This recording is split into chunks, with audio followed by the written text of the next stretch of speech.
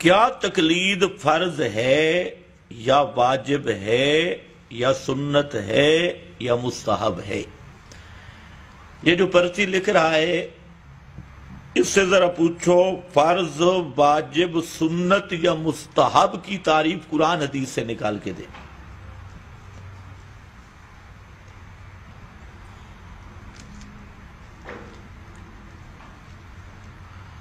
قرآن حدیث میں فرض کس چیز کا نام ہے؟ سنت کس چیز کا نام ہے؟ مستحب کس چیز کا نام ہے؟ اس پہ کوئی آیت پیش کریں، حدیث پیش کریں۔ اگر نہیں پھر اتنا تو سمجھ لینا، کسی چیز کے مراتب کا فرق کرنے کے لیے تقلید فرض ہے، ورنہ تو تجھ سے مراتب کا فرق ہی نہیں ہوگا۔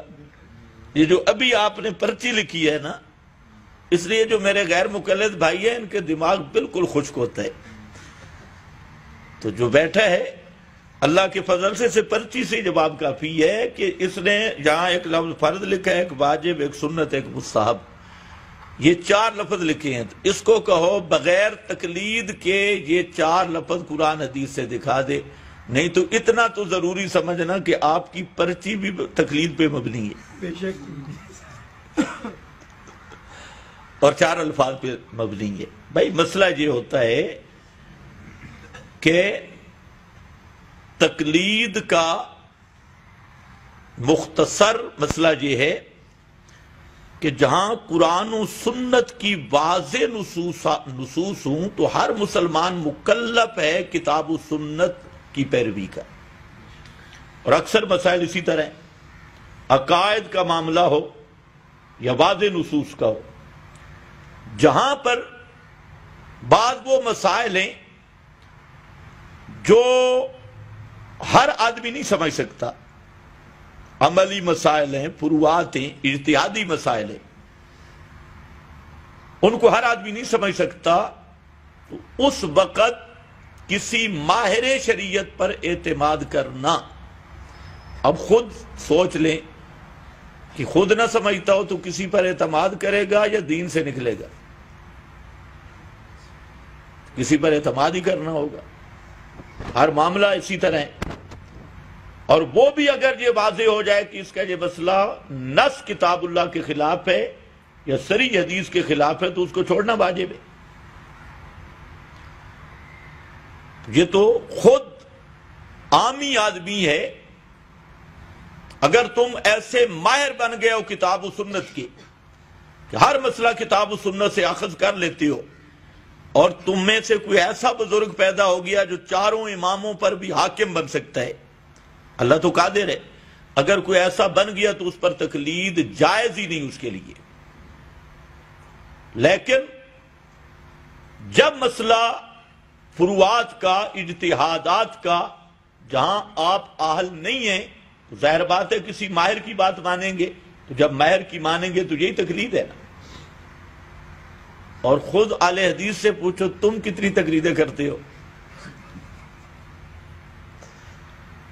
ہم سے زیادہ تقلید اہل حدیث کرتی۔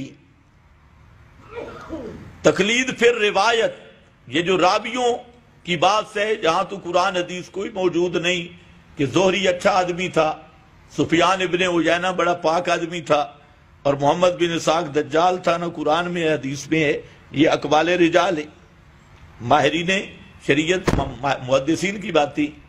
پھر امام بخاری، مسلم، ابو داؤد، ترمذی، ابن ماجہ کا ذکر بھی قرآن حدیث میں نہیں ہے۔ ہمارے ایریا میں ایک گھوڑا ریڑھا چلانے والا تھا بزرگ، خیر اس کا کوئی قریبی رشتہ دار غیر مقلد بن گیا، تو ڈینگے تو بہت مارتے ہیں، اس نے کہا کہ میرا کہا کہ وہ جب آئے گا تو میں اس سے مناظرہ کروں گا، ساری زندگی ریڑھا چلایا ہے، تو کہتے میں اور کسی سے بات نہیں کروں، اسی سے کروں گا۔ ٹھیک ہے، ہم گئے، وہ میں نے کہا اپنا مولوی بھی ساتھ لاؤ۔ مولوی نے اسے ایک بات رٹوا دی، بھائی اس کو کہو کہ ابو حنیفہ کا نام کس صورت میں ہے، بس اور سننی نہیں ہے، اسی پہ شور ڈال۔ وہ آگے میرے پاس، سارے مل کے. اس نے کہا جی میرا ایک ہی سوال ہے اور کوئی سوال ہے. ابو حنیفہ کا نام کس صورت میں دکھاؤ.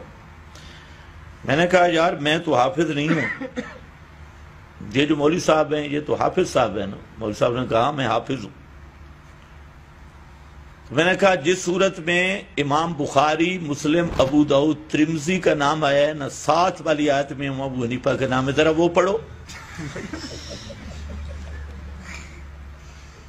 اب وہ ایک بات تو رٹوا کے لے آیا, اگلی نہیں بتائی, اور اسے وہم و گمان بھی نہیں تھا بھئی جا کس کے پاس رہے ہیں.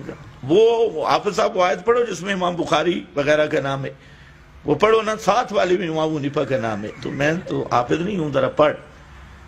اب وہ ریڑے والا اس کی طرف دیکھے بھی پڑھو نا جی. میں نے کہا اب آپ مولوی ساتھ لائے, اس کو کہو پڑھو. مولوی نیچے دیکھے, اب یہ بھی نہیں کہتا کہ نہیں, نیچے دیکھے. تھوڑی دیر بعد کہتے ہیں نماز پڑھنی. میں نے کہا نماز تم تو جمع کر لیتے ہو, نماز کا تو ہمارا مسئلہ ہے, ہم نے پڑھنی ہے. تم تو جمع بین الصلاتین, فٹ بال کے لیے اجازت ہے تو گفتگو کے لیے تو اجازت ضروری ہے. کہتے ہیں نہیں میں استنجا کر کے آتا ہوں, میں وضو کر کے آتا ہوں. بس گیا, آج تک پھر واپس نہیں آیا. یہ ایسے پہیلیاں. تو بھائی بات صرف یہ ہے کہ صحابہ میں 1.25 لاکھ کے قریب میں سے 112 مجتہد تھے, اور ان 112 حافظ ابن القیم نے اعلام الموقعین میں اس کی بات کی ہے, جس کو اہل حدیث موقعین پڑھتے ہیں, وہ لفظ ہے موقعین, اس میں بات کی. اور ان میں سے 12 میں سے پھر 5 مجتہد ہیں. تو باقی جتنے صحابہ تھے وہ کیا کرتے, دوسروں سے مسئلہ پوچھ کے عمل کرتے. 112 کہاں اور 1.25 لاکھ کہاں. مصنف ابن ابی شیبہ صرف اٹھا کے دیکھیں, سینکڑوں مسائل ایسے ہیں کہ ایک صحابی نے مسئلہ پوچھا, دوسرے نے بتایا, اس نے مطالبہ دلیل کا نہیں کیا, اور اسی اعتماد کا نام تقلید ہے. اسی لیے حضرت شاہ ولی اللہ نے پوری بحث کی ہے کہ صحابہ میں بعض مقلد تھے, بعض مجتہد تھے, تو غیر مقلد کوئی بھی نہیں تھا. یہ تو ملکہ وکٹوریہ کے دور سے آئے ہیں نا, 12ویں صدی سے نئے جہاں ہندوستان کی پیداوار ہے. تو بہرحال ہر مسئلے کی ایک نوعیت ہے, اور ضرورت کے تحت بسا اوقات فرض ہوتی ہے, حالات کے مطابق واجب بھی ہوتی ہے, اور بسا اوقات ناجائز بھی ہوتی ہے.